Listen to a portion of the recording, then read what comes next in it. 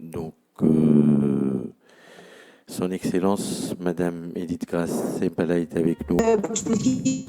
Excusez-moi, Votre Excellence, est-ce que vous pouvez interrompre votre connexion et la reprendre pour espérer l'améliorer? Oui. Oui, c'est possible. Que vous parce qu'on vous entend pas très bien là à partir de la salle, donc les techniciens vous demandent de bien vouloir interrompre votre connexion un petit moment.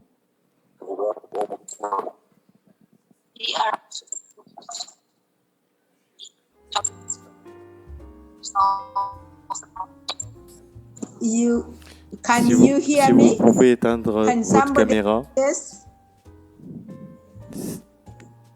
Excusez-moi, si vous pouvez éteindre votre caméra, me disent les techniciens.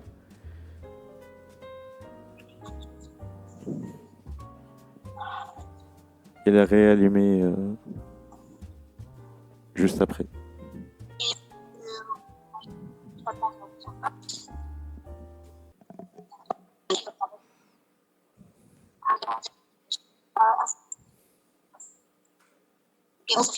Okay, can you hear me now?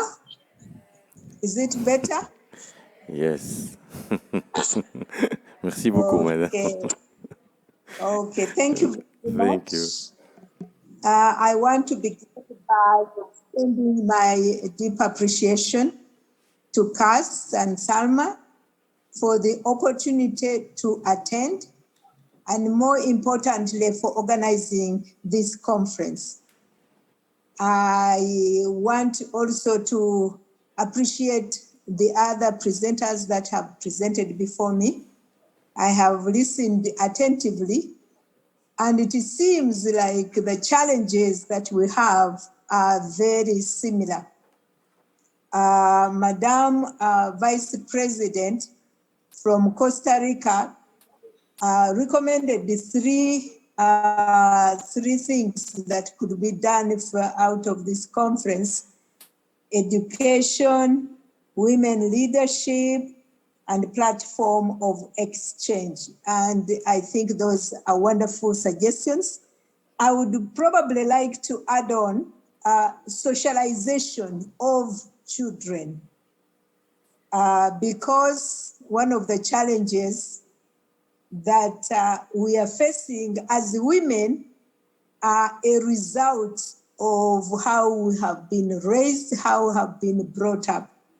So I think that could also be a very useful thing, because I believe that if we socialize our children, both boys and girls, to understand responsibility, to understand the values of equity and equality when they are young, I believe that when they grow up, they would do the same. Uganda, the country that I'm speaking from, where I come from, has a strong culture of entrepreneurship, and this also includes women. 1 in every 3 businesses in Uganda is owned by a woman. This is very good, and it forms a very strong foundation for women entrepreneurship. But women businesses in Uganda tend to be small and informal. Women entrepreneurs face many challenges and vulnerabilities that undermine their growth and their businesses. One of them, which I have alluded to before, is mindset. Yesterday we had the justice from Kenya giving us an example of how she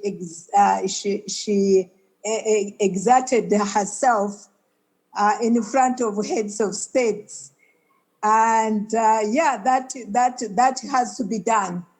If women has to succeed in a very competitive environment like the private sector, They have to be assertive.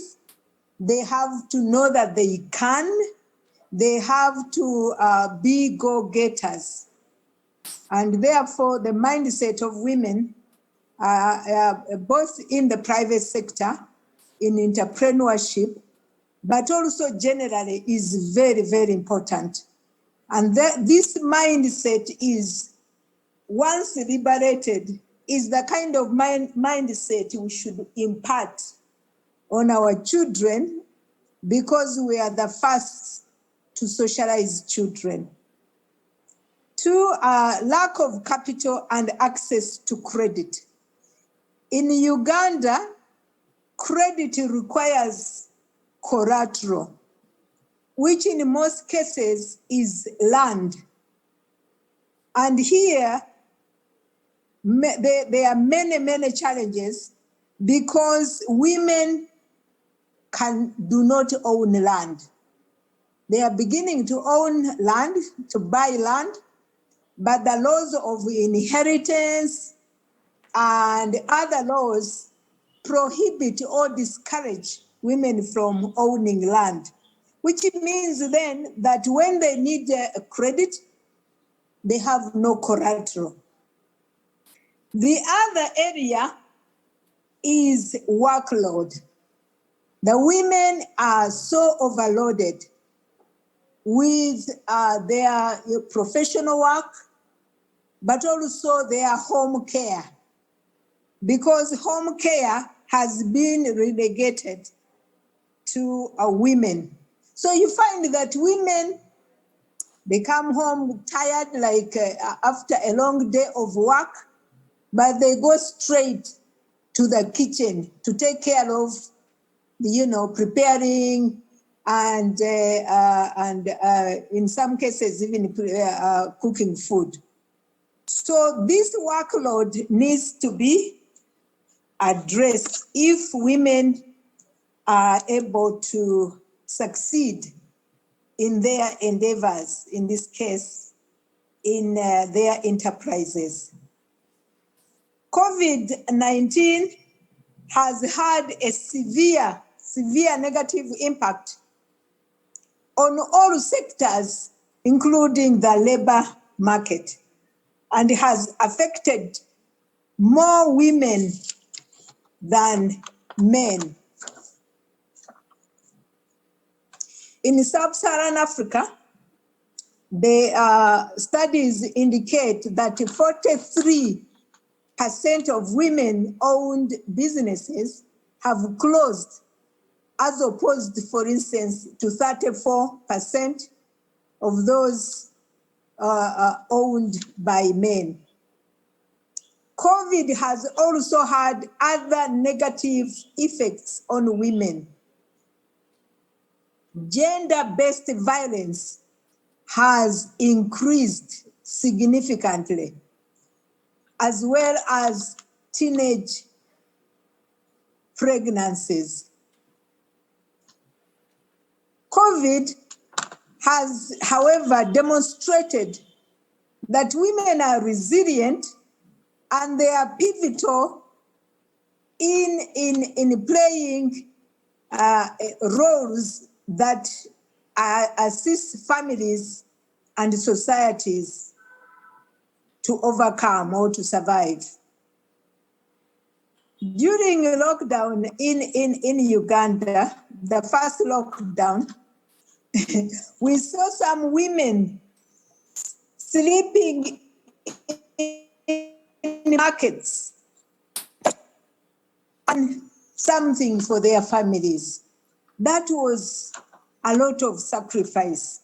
And mosquitoes and cold, they were able to do that because their priority was to make sure that they fend for their families. Many women have lost jobs. One, because the jobs they were doing were they could be done without. But also the lockdowns or the effect of COVID-19 was very much in the areas of hospitality, in the areas of travel, where many young women are employed. So many of them lost their jobs. This has a positive effect as well, because many young women who have lost their jobs, they have turned to business. I think some of them could not imagine before, or they thought it was such a hassle, it was impossible. But having no option, they are now starting their businesses, and that is a positive. The Ugandan economy, like many economies around the world, is struggling. And therefore, post-COVID recovery will therefore require the participation of women entrepreneurs. Women in Uganda, as a percentage of the population, we are 52%. We are majority. That means that we have to play a very important role if the economy has to recover.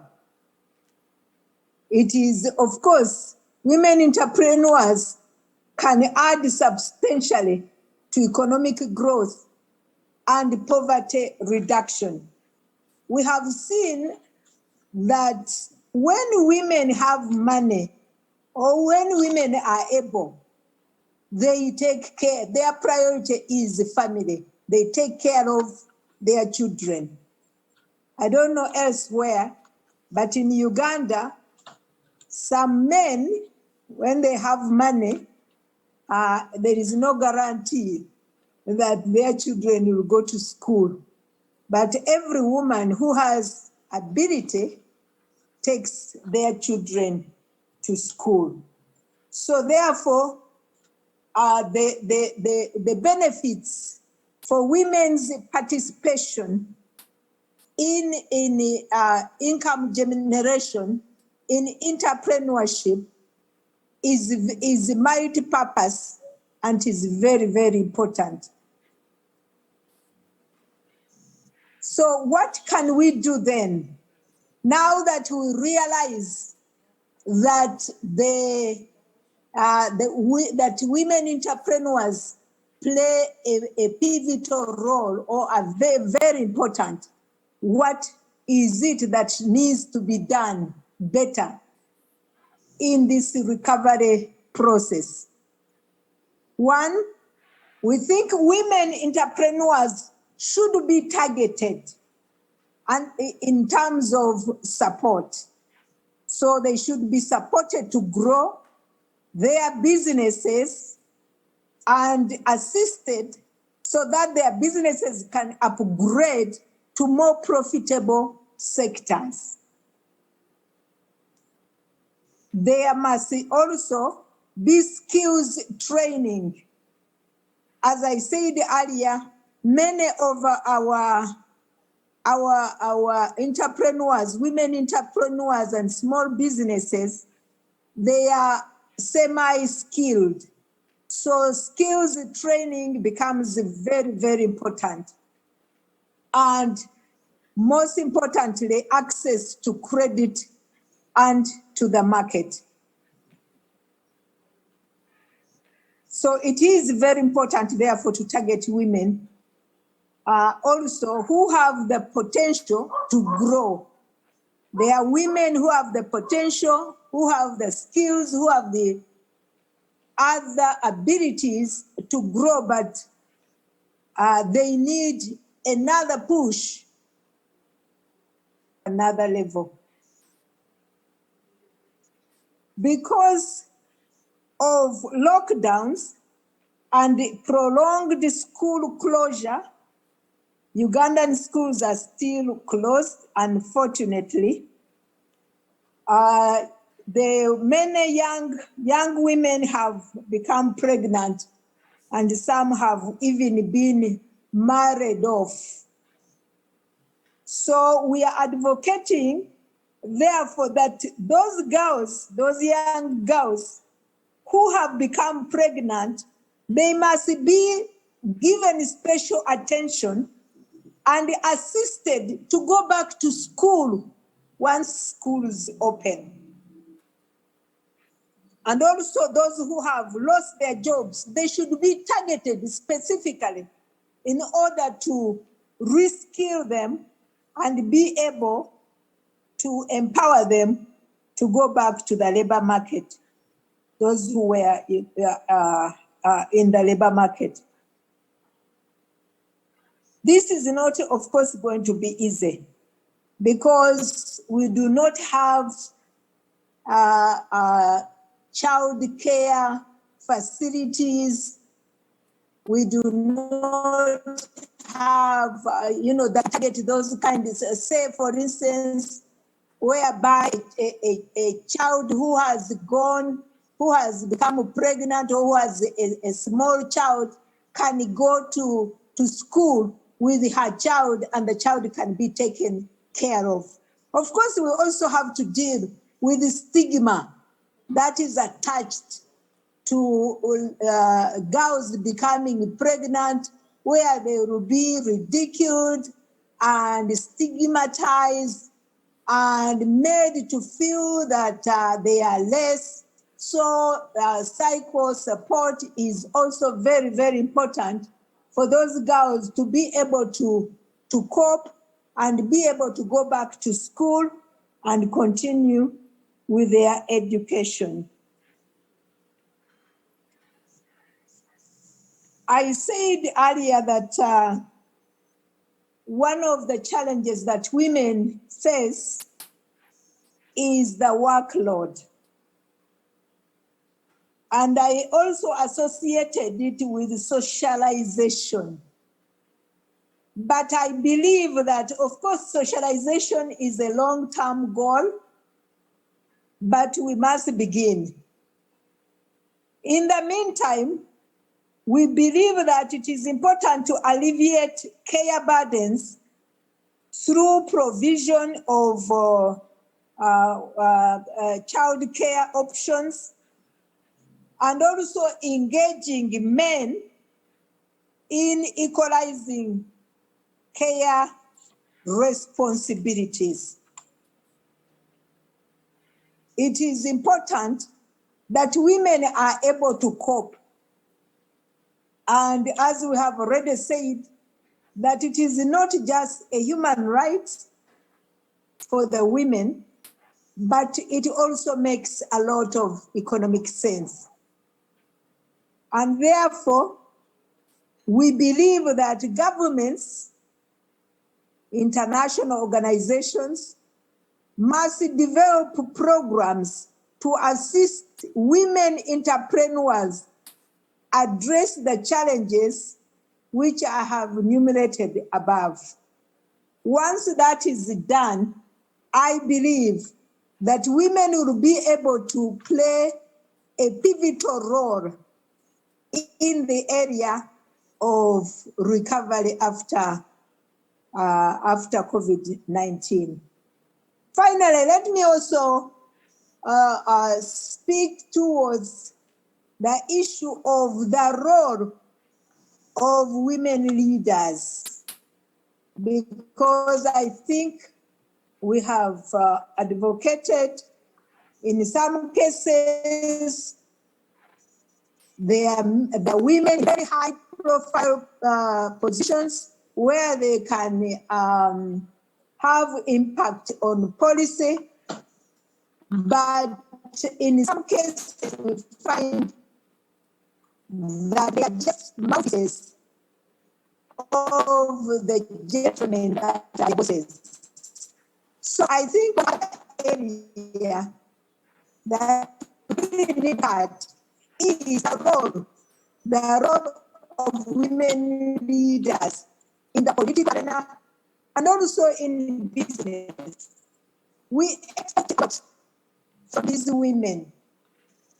They should serve as role models In most cases, they do, but they should also serve as mentors, and they should speak for the woman down there, the lowest of the lowest, because emancipation and empowerment of women is not about just a few of us who have been able to make it through the ranks, but we can say, indeed, women have been emancipated and empowered when the lowest has been empowered.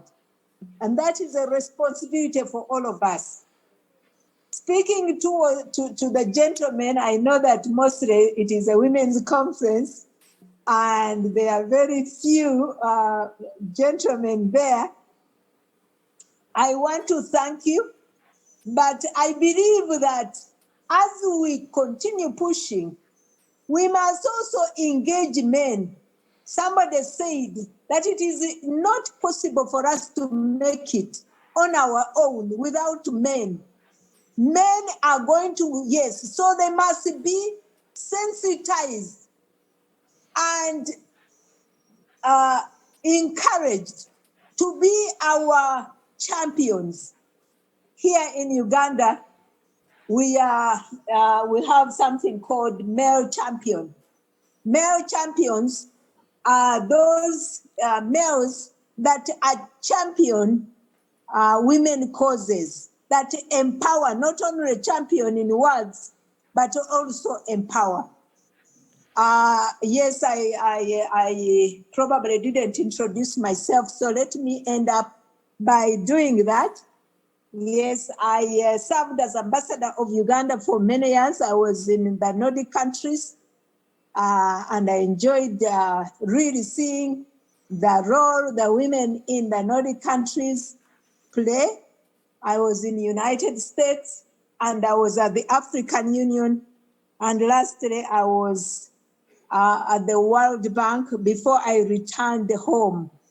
I had actually desired to retire, but because of the challenges of leadership in my country, I felt that I needed to persevere on. So right now, I am a national coordinator or a chairperson or a leader of the Women League of the Alliance for National Transformation.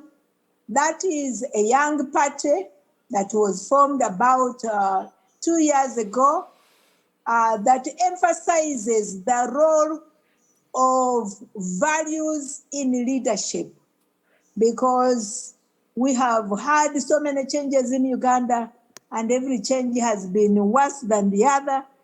And we believe that the cause for that is having leaders with enough values. Values of integrity, values of equality, values of respect. So I thank you so much for the opportunity to participate from far away, 8 hours ahead of you. And I look forward to any questions. And again, thank you so much. Merci, Votre Excellence.